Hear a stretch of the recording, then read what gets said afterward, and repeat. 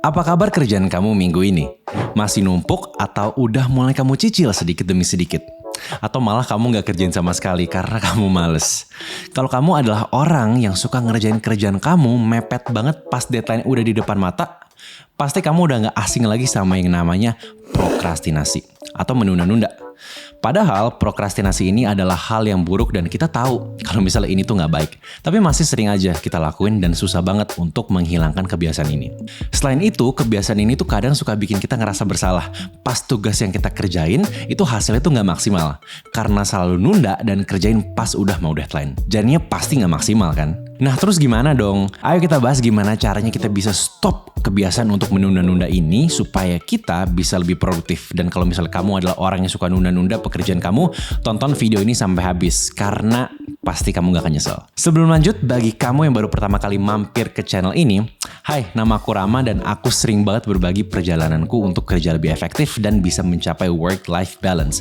Kalau kamu suka topik seputar self-development, pastikan subscribe karena aku akan share banyak banget hal tentang time management, gimana bisa berhenti nunda-nunda kayak video ini, dan gimana kita bisa nggak gampang terdistraksi dan masih banyak lainnya. Jadi tanpa panjang lebar langsung aja kita lanjut. Alasan kenapa kita nunda-nunda. Sebelum kita bahas ke gimana caranya untuk bisa berhenti nunda-nunda, penting banget buat kita untuk bahas alasan kenapa kita nunda-nunda dulu nih. Pas kita menunda-nunda untuk mengerjakan sesuatu, sebenarnya ada gap nih di antara niat dan tindakan yang perlu kita lakukan. Kadang di malam hari kita tuh udah suka ngelis ya hal apa aja yang mau kita kerjain besok.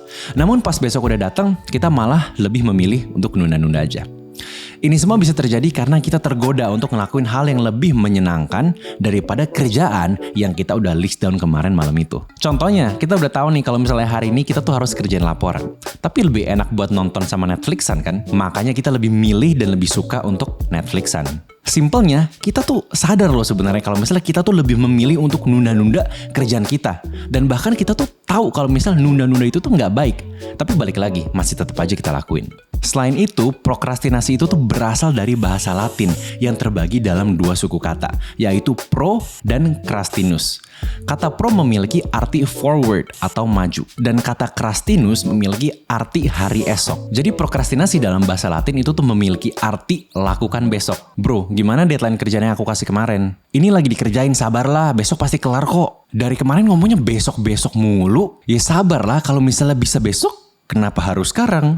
Nani? Menurut Dr. Joseph Ferrari, bukan mobil Ferrari ya, salah satu psikolog yang fokus dengan penelitian terkait prokrastinasi, menjelaskan beberapa alasan kenapa kita tuh suka banget nunda-nunda kerjaan kita. Pertama, prokrastinasi adalah gaya hidup. Bagi prokrastinator, sebutan untuk orang yang suka menunda-nunda pekerjaan, prokrastinasi ini nih nggak hanya berlaku untuk tugas atau pekerjaan aja, tapi prokrastinasi ini juga terjadi di semua aspek kehidupannya. Misalnya bayar tagihan gak tepat waktu atau kehabisan tiket nonton konser karena nunda belinya. Pada akhirnya otak kita ini emang terbiasa untuk fokus sama tanggal deadline-nya. Jadi kalau misalnya masih jauh, kenapa harus sekarang kan? Kedua, prokrastinasi bukan masalah manajemen waktu. Ternyata orang yang sering nunda kerjaan itu nggak punya masalah di manajemen waktu loh. Mereka memiliki kemampuan yang sama untuk memperkirakan waktu seperti orang yang nggak suka menunda. Malahan, para prokrastinator ini jauh lebih optimis karena mereka tuh merasa mampu untuk menyelesaikan tugas dengan waktu yang sangat singkat. Jadi sebenarnya mereka ini seharusnya bisa kerja lebih efektif kalau memang serius. Ketiga,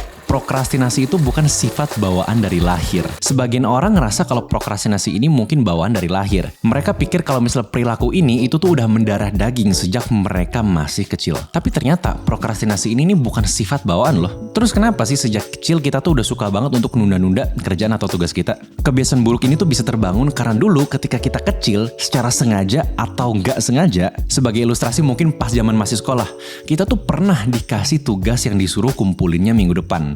Tapi yang namanya orang tua kalau misalnya pulang sekolah pasti disuruhnya kerjain PR kan, nggak boleh main.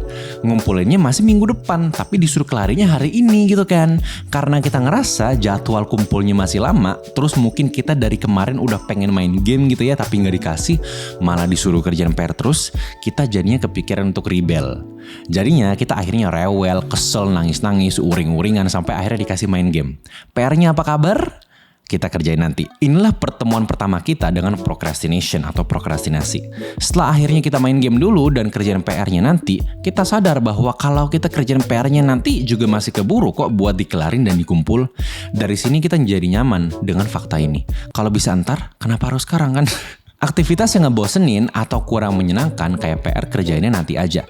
Sekarang lakuin aktivitas yang seru dulu, yaitu main game. Terus dari tadi mungkin kamu udah mikir gimana cara kita bisa menghilangkan kebiasaan ini. Ada 4 actionable steps yang aku mau share berdasarkan pengalamanku yang bisa membantu aku berhenti nunda-nunda. Dan semoga bisa bantu kamu juga. Step 1, mulai ubah cara pandang. Mungkin saat ini kamu lebih suka melakukan hal yang menyenangkan dibandingkan ngerjain tugas yang susah dan bikin pusing. Tapi kamu sadar gak sih sama efek samping dari nunda ngerjain tugas ini? Rasanya ketika kita nunda sih enak. Kita malah ngelakuin hal yang lebih seru. Tapi harga yang kita harus bayar itu tuh jauh lebih mahal loh. Kita jadi ngerasa cemas dan bersalah. Dan ini kalau misalnya terulang terus-menerus akan tertanam di dalam alam bawah sadar kita. Dan ketika kita setiap kali kalau misalnya ketemu kerjaan atau tugas yang kurang menyenangkan atau susah, kita akan selalu menganggap kerjaan tersebut sebagai threat. Dan emosi yang akan kita rasakan akan selalu cemas, akan selalu muncul rasa bersalah. Nah, sekarang kita coba ubah cara pandang kita. Fokuslah pada mengapa kita mengerjakan tugas ini. Apa manfaat yang kita bisa dapatkan kalau misalnya kita bisa menyelesaikannya. Sebagai contoh, mungkin kamu berniat untuk ngeberesin kamar dan meja kerja, tapi setiap hari selalu nunda ngerjainnya. Kamu mikir malas banget nyapu, ngepel lagi gitu kan, atau pakai alasan belum ada mood lah. Nah, daripada kita mikir gitu, coba kita ubah mindset kita. Kalau kita beresin sekarang, kamar kita akan jadi lebih nyaman, mood kerja kita akan jadi lebih baik, dan kualitas tidur kita akan lebih optimal. Dengan merubah cara pandang kita untuk lebih fokus ke manfaatnya dan bukan kenyamanan kerjaan yang harus kita lakuin, ini bisa bikin kita lebih semangat pas mau ngerjain tugas itu. Karena kita akan mendapatkan reward ketika kita selesai kerja. Step 2, 5-second rule. Untuk melawan rasa malas dan penundaan ketika kita bekerja, kita bisa menggunakan konsep yang dipopulerkan oleh Mel Robbins yang dibahas di bukunya yang berjudul 5-second rule. Sesuai judulnya ya, yaitu ketika kita lagi mau nunda-nunda, coba hitung mundur. 5, 4, 3, 2, 1. Close the door. Gak ada yang canda gak gitu. Jadi yang kita bisa lakukan adalah hitung mundur. 5, 4, 3, 2, 1. Dan langsung mulai apa yang harus kita kerjakan. Ini efektif banget, aku udah coba sendiri. Dan ketika aku share ini di Instagram, banyak banget juga teman-teman yang bilang kalau trik ini tuh berhasil membuat mereka jauh lebih produktif. Karena sebenarnya terkadang kita tuh suka nunda-nunda, bukan karena kerjaannya susah atau gimana, tapi karena kita tuh mager ngumpulin niatnya kan. Dengan 5-second rule ini, kita jadi nggak perlu ngumpulin niat dan ini tuh bisa membantu kita langsung mulai kerja tanpa harusnya ada niat yang terkumpul dulu. Step 3, lebih baik selesai daripada sempurna. Kadang-kadang yang membuat kita suka menunda juga adalah keinginan kita untuk menyelesaikan pekerjaan kita dengan sesempurna mungkin. Ini sebenarnya bagus kalau kita tuh bisa kontrol, tapi jangan sampai ini dijadikan hambatan untuk berprogres. Entar kalau udah punya ini aku akhirnya bakal mulai deh. Entar kalau misalnya udah gini aku bakal mulai deh. Karena kita ingin berada di kondisi yang sesempurna mungkin atau menunggu motivasi datang, membuat kita jadi malah nggak bergerak-gerak sama sekali. Dan kenyataan pahitnya, nggak ada yang sempurna. Dan kesempurnaan ini nggak bakal datang sampai akhirnya kita nunggu di detik-detik terakhir dan kita merasa bahwa, aduh, nunggu kesempurnaan sia-sia aja nih dan buang-buang waktu. Kita baru kesadar kalau misalnya nggak ada yang sempurna. Karena pada akhirnya yang nggak sempurna tapi selesai itu tuh masih lebih baik daripada yang sempurna tapi nggak pernah selesai. Setuju? Kalau misalnya kamu setuju, coba kasih komen yes di bawah supaya aku tahu kalau misalnya kamu tuh udah nonton sampai detik ini. Mantap. Step 4 dan yang terakhir, jangan banyak alasan. Simple gitu aja ya. Sesimpel itu. Aduh, ntar aja deh, pas udah mood aja deh baru kerjain. Aduh, lebih lancar nih kalau misalnya kerja lebih deket deadline, kepepet, lebih kreatif. Aduh, ini mah gampang, besok aja lah. Kalau kamu sering mikir kayak gitu, coba mulai hari ini kita stop mikir kayak gitu. Pikiran-pikiran seperti tadi adalah bentuk kita ngebohong ke diri kita sendiri. Emang sih kalau misalnya kita ngerjain tugas pas mood kita lagi bagus tuh enak banget. Tapi coba bayangin gimana kalau misalnya setiap hari sampai hari H mood kita nggak bagus-bagus. Nah lo gitu kan. Coba bayangin hasilnya kalau misalnya kita kerja dengan mood yang jelek dan itu udah mepet pula. Pasti hasilnya bakal bombastis kan. Fix, deg-degannya tuh udah kayak wah nggak bisa dibayangin lagi dah. Bayangin aja sendiri gitu kan. Jadi kalau otak kita lagi malas atau punya segudang alasan buat kita nunda-nunda, coba mikir, coba mulai aja kerjain tugasnya sekarang deh. Sedikit nggak apa-apa, karena sedikit itu tuh lebih baik daripada nggak sama sekali.